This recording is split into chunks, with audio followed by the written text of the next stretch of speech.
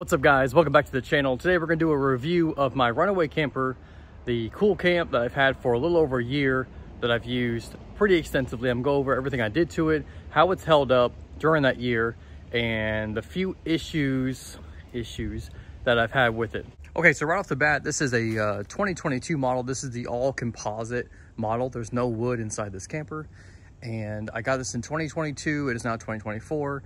It was toward the end of 22, so let's just say it's been a little over a year.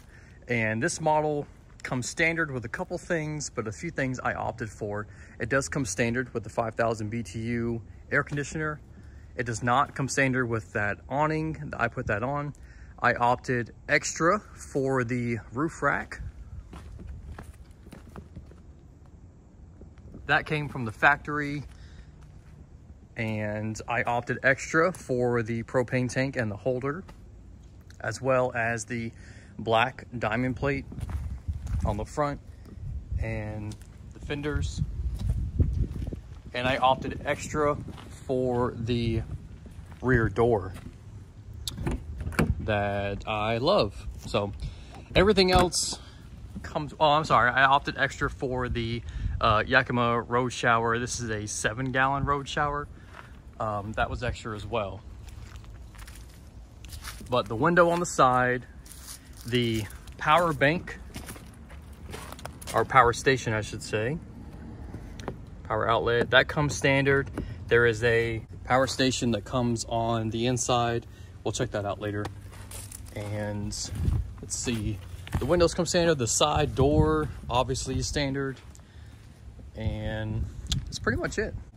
Real quick, the dimensions of it. So it's 4 foot wide. The actual box itself is 4 foot wide and 8 foot long.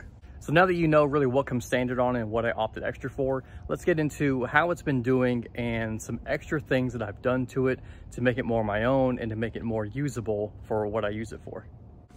So the very first thing I did was the backsplash. It's just peel and stick I got from Home Depot. As you can see, I did a really good job. But it does just fine. Literally all we do is sleep in here. I just stripped the bed down a little while ago and did all the laundry, so it's looking a mess right now. And the air conditioner has been great. I've had no problems with the AC unit. Mine actually came with a remote.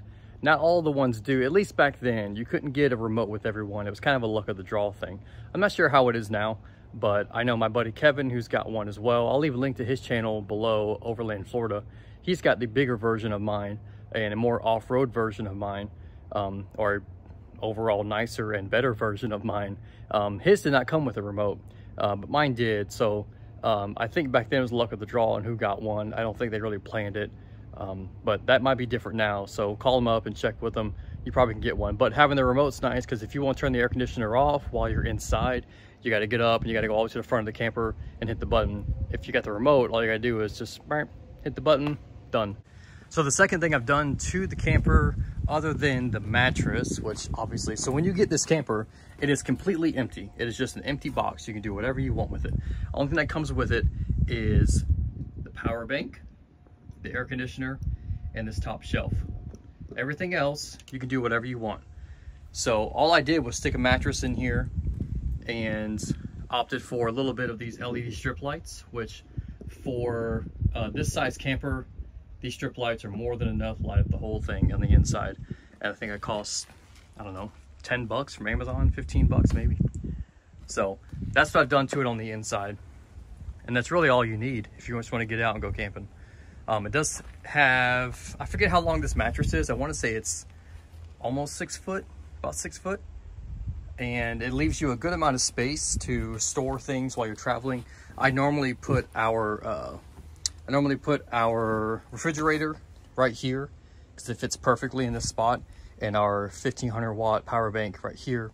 There's a bunch of random shit here now, but yeah, nice little spot up here. You could move this all the way back and have the same size opening down here. You could have at the front, which I've tried a few times, but honestly, I'm just too big to go in and out of that door, and the back door on this thing makes it so much more usable. I don't even want to do it the other way. Another thing I've done is I flipped the axle on this. So when you get this, it comes much, much lower. It's really made for like a small car, an SUV, really anything will tow it because it only weighs like 500 something pounds when it's dry. Like, it weighs nothing. So anything can tow it, but I tow it with my 2022 Nissan Frontier. It's got a 6-inch lift on 35s. So it rides a little high. And when I had the truck with a previous lift that was only 3 inches, it was not quite level. And when I flipped the axle on the trailer, that made it a whole lot better because I get a drop hitch from there and it sits almost perfectly level with the truck. So when I flipped the axle, all I did was I took out the springs and the axle. Right now, the spring is on top of the axle. And before I flipped it, the spring was under the axle. So by doing this, it provided, I don't know how many inches of lift, but a substantial amount. I mean, it's quite a bit bigger than it was. It's quite a bit taller than it was. And that makes it tow a lot easier with the truck and makes it go off-road a little bit better.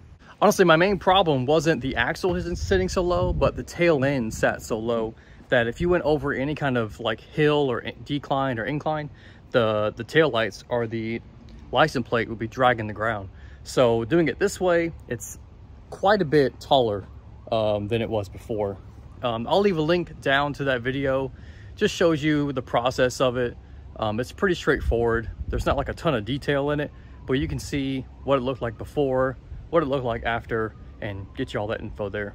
So as far as overall performance of the trailer, I've had one problem in 2 years, and I'm not even sure it's really the trailer's fault. It's just kind of things that happen. And that problem was this door back here started to sag. Now, when you get the trailer, they all come with a warranty. So all you gotta do is take it back up to Runaway. They'll adjust it for free. You just come pick it up. As you can see now, it's still starting to sag again. So up here, it's a pretty small gap. But if you go over here, it's a big gap. So I don't know if there's any way to fix that, honestly, unless you like redo the whole thing.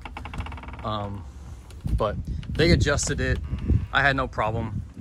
I think it's because I left the door open on the trailer all the time when I go camping, and just the weight of the door just slowly pulled on that hinge. I don't know. I wasn't really, I didn't care about it at all, especially when they fixed it easy. And it's doing it again, but it's been a while. I don't know. The door might just be too big for that hinge, but I'm not an engineer. I have no idea. But they fixed it, no problem. They're really good about it. So that was cool of them. And there's one other minor little thing that I forgot about until just now when I opened the door. And that is this aluminum on the side here. This bends super easy. Like, I don't even know what hit that. I don't know. It must have been the fridge or something must have hit it, because it's definitely bent in the lip here. I think this is the second time that I've done that. So I want to be somewhat careful on what you put back here. Obviously, if the trailer is bouncing around off-road, things are going to bounce. So be careful what you put back here because it might damage some of the framing around the doors. But honestly, other than that, I've had no problems with this camper. It's been solid. I love that there's no wood. I don't have to worry about any kind of rot. The air conditioner has been flawless. Obviously, you could tell something this size, it cools it down really quick. The front cargo rack that I got, I actually have never used this, and I wish I wouldn't have got it because I just don't use it. I thought I would, but I don't. So there's that. The jack they put on it is pretty good. It's okay. It's not terrible. I think it's sufficient. I've had no issues inside. I've had this thing in storms, heavy rain, pretty much any kind of weather you can imagine. I've had no water come inside whatsoever. So what makes this different from the Runaway Venturous model they offer? That's the real off-road version of the camper. There's a few things. One, the wheels, right? On the Venturous, you can get 33 or 35-inch wheel with an off-road tire. This one comes with like this, and that's it. It's just a standard straight axle trailer tire. Another thing is on the suspension, this is a straight axle. That's, like I said, just a straight trailer axle setup. On the Venturous model, you get independent suspension and it flexes a lot more and it's a lot more stable. Another thing is the receiver down here. On the Venturous model, this tube runs all the way through the front of the trailer to the receiver on the front through the tongue. This one does not. Let me show you. So you can see here, it stops right here. On the Venturous model, it runs all the way down the middle of the trailer. So if you had to be recovered, so if you got stuck and had to get pulled out of something, you could still hook up to that trailer and it would be super solid. For mine, it would not be, and it'd be kind of a bad idea. So that's the main difference. Is the suspension is better, the tires are bigger, and the frame is a little bit different on the Venturous model, giving you a better option. Now, have I had any issues using the trailer as I got it off-road? No. Only issue, it's not really an issue. The only thing I've noticed is it's so light and so narrow. I could easily catch air with this trailer when I go off-road. You just have to go a little bit slower. Other than that, I really haven't had any issues, especially after I swapped the axle. The axle, now that it sits so much higher, I don't drag the license plate anymore when I go up over little inclines or down something. It doesn't get beat up as much. But as far as the durability of it, I've had zero problems with it. I've been very happy with the camper. Some things you guys might be wondering is, how big is this really? 4 foot wide. Is that big enough for 2 adults to lay and sleep comfortably? And the answer is yes. I'm a big fat boy, and I can sleep in there with my wife, and we're pretty comfortable, honestly.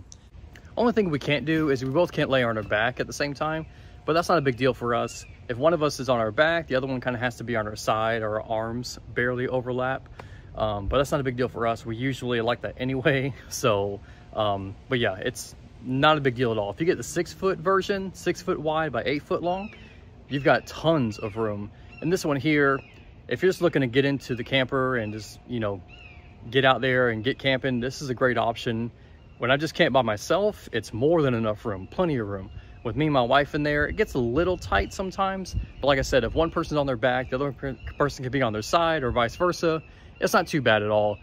We've probably spent 15, 20 nights in this thing with us together, and there's no issues. And lastly, real quick, let's look at the numbers for those of you who have not watched our other video of when we first got the camper. Let's see. So the cargo, you can put 1,420 pounds of payload in this camper, which is a lot. I bet you we haven't put 200 pounds in it total. And then the dry weight, so the GVWR is 2,000 pounds. That's fully loaded with cargo and everything. So the dry weight of it's like 500 pounds, if that. Which means you can tow this thing with literally anything, from a motorcycle to a truck to a car to a hat. I mean, you could tow it with anything. Now, they all might not act the same, but as far as payload and towing capability, you can tow it with anything. So that's a really good feature of the Runaway Camper, the Cool Camp. It's so light, it's so narrow, you can take it anywhere, you can pull it with anything. It's got an air conditioner in it. I mean, what more do you need? So finally, you're probably asking, what did I pay for the camper? And to be honest, I don't remember, but I'm pretty sure it was like $8,000, $8,200. But that's with all the bells and whistles, all the add-ons, like the road shower, the roof rack, the propane holder, the black diamond plate, the back door. There's a lot of add-ons. I think you can get them the bone stock, like no add-ons at all, which is the same camper, just without the back door, the propane, the roof rack, like all the accessories, right? The camper itself, I think you can get those for like $6 grand. I'm not sure. I'll leave a link to the Runaway Camper website down in the description. You can check it out. They got a bunch of other models. This is the smallest one they make. If you guys have any questions or have any comments, just leave them in the comments down there. I'll be sure to answer them. And we will see you guys next time.